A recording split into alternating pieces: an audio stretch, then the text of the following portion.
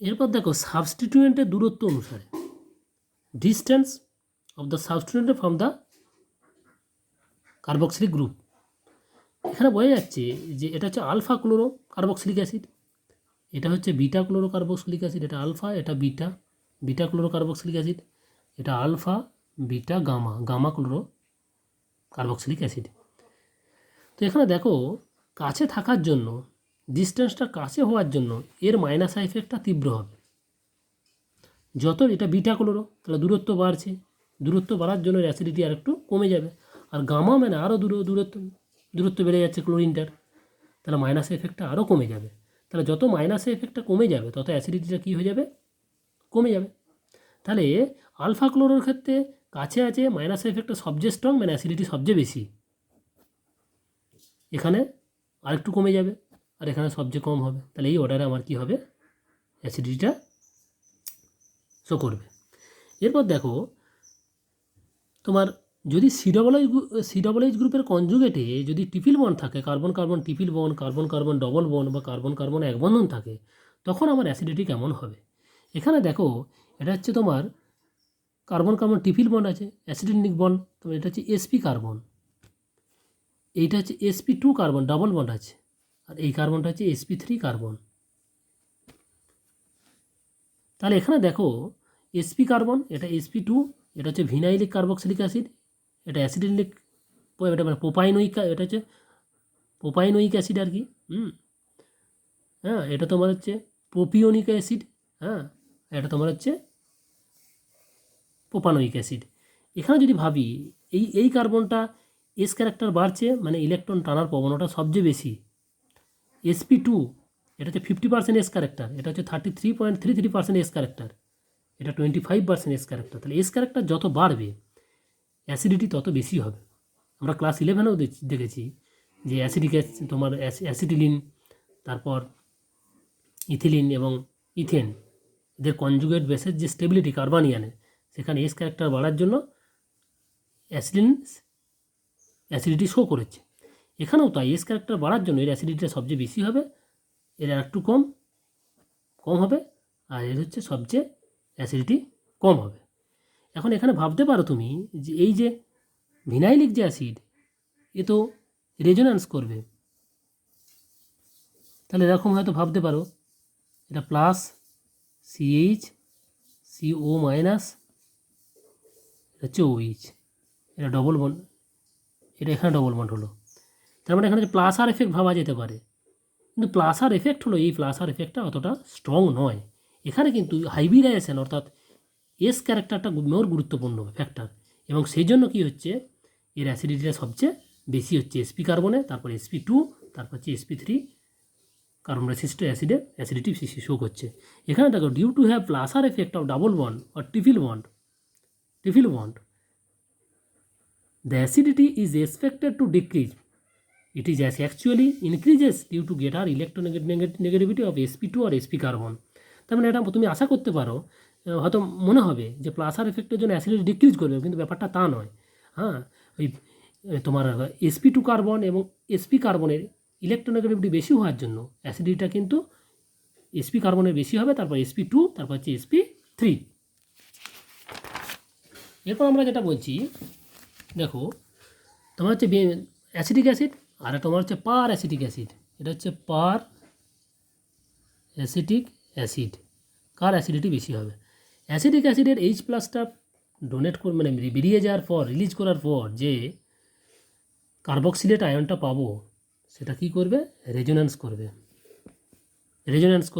তার মানে delocalisation of negative charge, delocalisation of negative charge, যেখানে নেগেটিভ চার্জের কী হচ্ছে, ডিলোকালাইজেশন হচ্ছে। রেজোন্যান্সের জন্য নেগেটিভ চার্জের ডিলোকালাইজেশন হচ্ছে কার না, কার্বক্সিলেট অ্যানায়নের। তার মানে এর স্টেবিলিটি আছে, কনজুগেট বেসটা স্টেবিলিটি পাচ্ছে। এখানে পার অ্যাসিটিক অ্যাসিডের যদি আমি ভাবি CH3 C double bond O minus দিয়ে H+, এই যে কার্বক্সিলেট আয়ন, তোমার যে পার অ্যাসিটিক অ্যাসিডের যে মানে কনজুগেট বেস, সেইটা কিন্তু রেজোন্যান্সের মাধ্যমে স্টেবিলিটি পাচ্ছে না, no delocalisation of negative charge. তাই অ্যাসিডিটি বেশি হবে অ্যাসিটিক অ্যাসিডের, পার অ্যাসিটিক অ্যাসিড অপেক্ষা অ্যাসিটিক অ্যাসিডের অ্যাসিডিটি বেশি হবে। তার মানে এরপর দেখো আমরা যদি এরকম ভাবি যে এটা হচ্ছে sp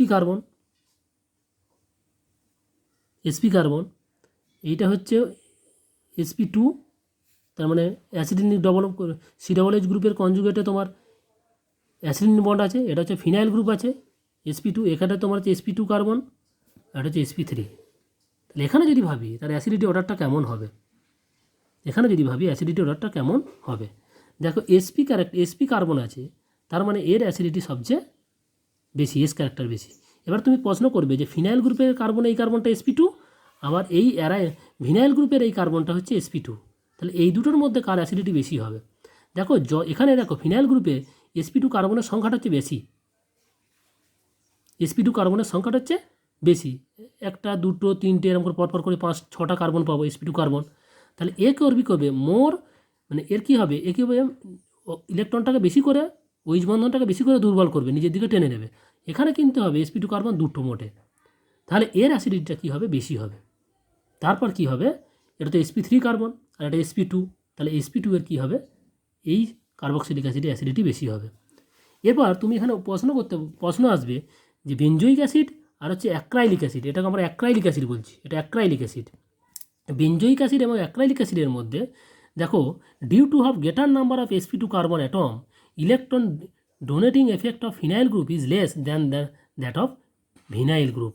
তাহলে ভিনাইল গ্রুপ কী করবে, এখানে রেজোন্যান্স করবে, তার মানে ইলেকট্রন ডোনেট করবে। ফিনাইল গ্রুপও তো তাই করবে, কিন্তু দেখো ফিনাইল গ্রুপ করবে অতটা করবে না, কারণ ফিনাইল গ্রুপ যদি একবার প্লাস আই এফেক্ট এখানে হয়, এটা যদি বন্ডটা যদি এইটা যদি এখানে যদি বন্ডটা যায়, এটা যদি মাইনাস হয়, তাহলে এখানে কী হবে, একটা পজিটিভ চার্জ হবে, সেটা আবার যাবে পজিটিভ চার্জ হবে। তার মানে এই ফিনাইল গ্রুপের যে অ্যারোমেটিসিটি নষ্ট হয়ে যাবে, এটা বেঞ্জিনের স্ট্রাকচারটা নষ্ট হয়ে যাবে। তার মানে এ অতটা ডোনেট করতে প্লাস আর এফেক্টটা অতটা শো করবে না।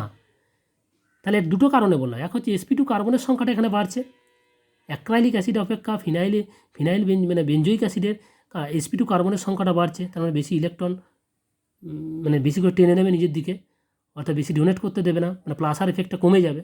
আর একটা কারণ হচ্ছে যদি এই benzoic acid plus R effect show করে, অর্থাৎ লোন পেয়ার পাইবন দিয়ে যদি রেজোন্যান্স করে, তাহলে এখানে প্লাস হবে, তারপর আবার এখানে প্লাস হবে রেজোনেটিক স্ট্রাকচার। তার মানে কী হচ্ছে, এই বেঞ্জিনের স্ট্রাকচারে অ্যারোমেটিসিটিটা নষ্ট হয়ে যাচ্ছে, এটা হতে চাইবে না। তাই অর্থাৎ প্লাস আর এফেক্টটা এখানে কম হবে, এখানে প্লাস আর এফেক্টটা বেশি করে কম্পারেটিভলি বেশি হবে, যার ফলে বেঞ্জোইক অ্যাসিডের অ্যাসিডিটিটা বেশি হবে আর অ্যাক্রাইলিক অ্যাসিডের অ্যাসিডিটিটা কী হবে, কম হবে। তাহলে আমি এরকম করে অর্ডারটা আমি দেখিয়েছি। একইভাবে এখানে দেখো ফর্মিক অ্যাসিড, তাহলে এর sp2 কার্বন আছে, দেখো এর অ্যাসিডিটি সবচেয়ে বেশি হবে, sp2 কার্বন আছে, আর sp3, তারপর হচ্ছে অ্যাসিডিক অ্যাসিড, এর অ্যাসিডিটি, এটা sp3 কার্বন, তাহলে এর অ্যাসিডিটিকে কম হবে, আর এটা sp2। আর এখানে ফিনাইল গ্রুপে যেমন হোক কী হবে, প্লাস আর এফেক্ট থাকবে, কিছুটা অ্যাসিডিটি কী হবে, কমে যাবে। হ্যাঁ, কিন্তু এর কোনো প্লাস আর এফেক্ট কিছু থেকে থাকবে না, শুধু এখানে হাইড্রোজেন আছে, তাই এই অ্যাসিডিটি সবচেয়ে বেশি হবে। আর ফিনাইল গ্রুপের প্লাস আর এফেক্ট থাকার জন্য কিছুটা অ্যাসিডিটি কমে যাবে, বা এখানে sp2 কার্বন, হ্যাঁ, তাই কী হবে, এই প্লাস আর এফেক্ট থাকার জন্য এই যে মাইনাস আই আর হচ্ছে প্লাস আর, এই গ্রুপটার মাইনাস আই আছে, প্লাস আর এফেক্ট, কিন্তু প্লাস আইটা বেশি, যার ফলে কী হবে, এর প্লাস আই এফেক্টটা বেশি হবে। মিথাইল গ্রুপ আছে, এর প্লাস আই এফেক্ট, আর এর মাইনাস আই প্লাস আর আছে, হ্যাঁ, কিন্তু কী হবে, এর তুলনায় এটা প্লাস আই এফেক্টটা বেশি হবে, তার জন্য অ্যাসিডিটি এর বেশি হচ্ছে, এর কম হচ্ছে।